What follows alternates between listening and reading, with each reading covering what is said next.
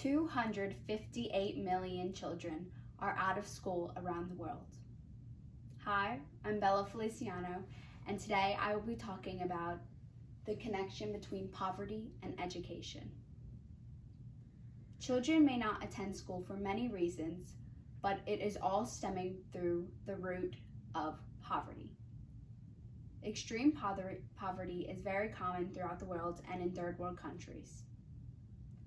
It affects a majority of the education and a lot of girls specifically. This affects our future generations. Education is one of the huge steps to ending poverty. Nearly 60 million people could escape poverty with just 2 more years of school, and 420 million people could be lifted out of poverty if all adults completed secondary schooling. Now, today I will be talking about the vicious cycle of poverty. Poverty stems from low income, which is a result of not receiving quite a quality education from the beginning, and this leads to extreme poverty, which again repeats the cycle for their children of low education and quality and limited opportunities as well. So they may result in unemployment as well. Next, we will be seeing how poverty affects education. So poverty leads to many mental and physical health issues. These issues may consist of the lack of early math and reading skills, which exhibit learning and behavioral problems and have poor overall physical health. This is because of physical health because most low-income families cannot afford healthy foods that are mostly priced at the price they're at for reasons that they're good for you. So they can only afford junk food, which leads to obesity and results in a bad physical health state, which may lead to earlier death or complications in their health. Now, their mental health is that many children with less developed working memory come from poverty. This goes untreated too. Along with stress at home, children in poverty gave trouble remembering tasks and keeping up. A study published in the Development Science Journal stated, stress in early childhood negatively affects a child's working memory in adulthood. Memories from child failures could lead to unemployment ideas in their head, which is not good from the start. And then next one is safety concerns. High poverty schools are more likely to have bad environments, which are not good, which can lead to bullying and other behavioral issues.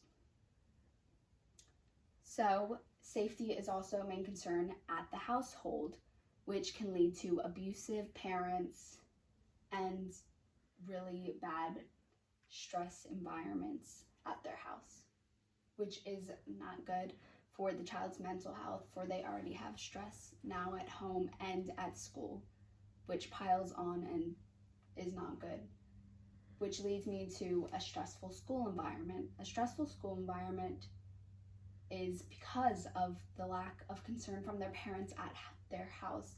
They cannot really control their memory, and they have a worse memory than children who come from a high-income family.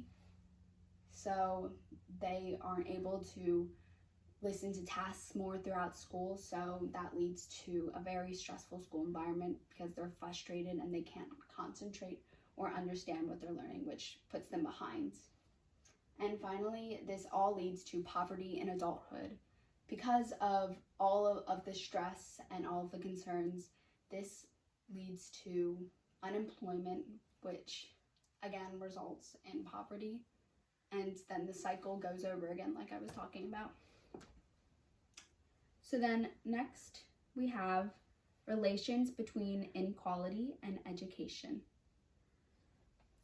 So inequality and education today are mostly presented with the fact that many low-income families come from racial and ethnic groups that are diverse from the usual white person, which basically leads to third world countries who don't have the resources they have to provide for a good schooling and teachers and supplies, which is not good.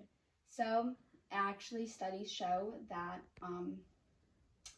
the most high rate of children who don't go to school are from African American families.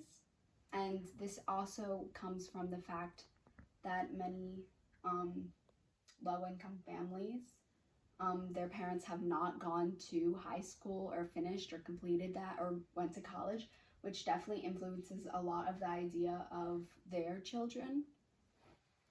So next I will be reading a quote out to you on how females are affected by this and their inequality in education today.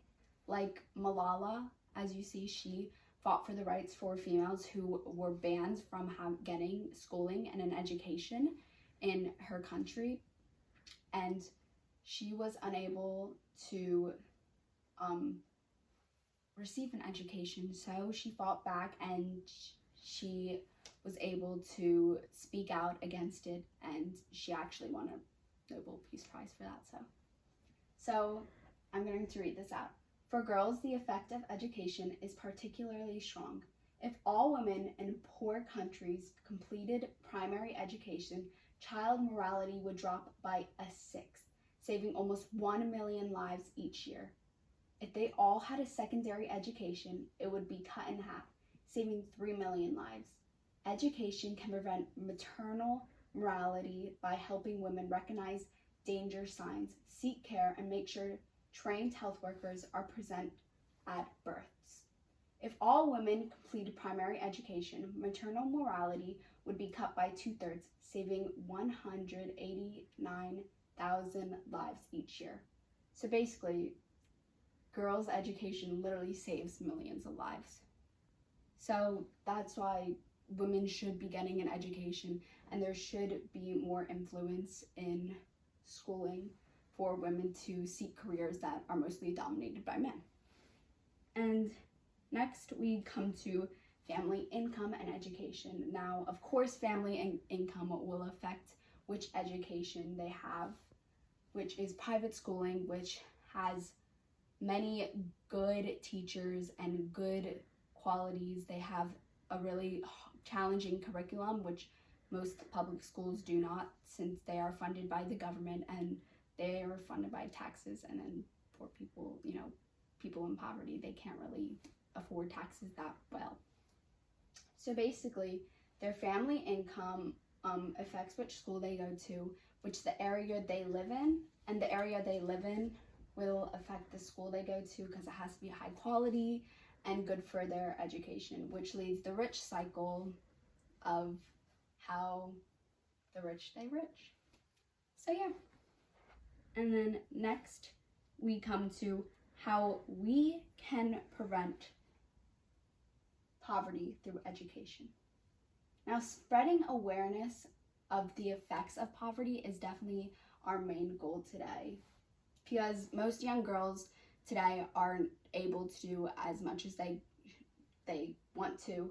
So as long as we can get the word out that this is happening and poverty is such a big impact on education today, and becoming aware of our educational privilege, like here at Mount, we are very privileged to be able to have this education that is just so helpful, and it gets us places, and we are able to appreciate what we have today and our school system. So overall, raise your voice on inequality and its effects on education, and get the idea out there that poverty is affecting education.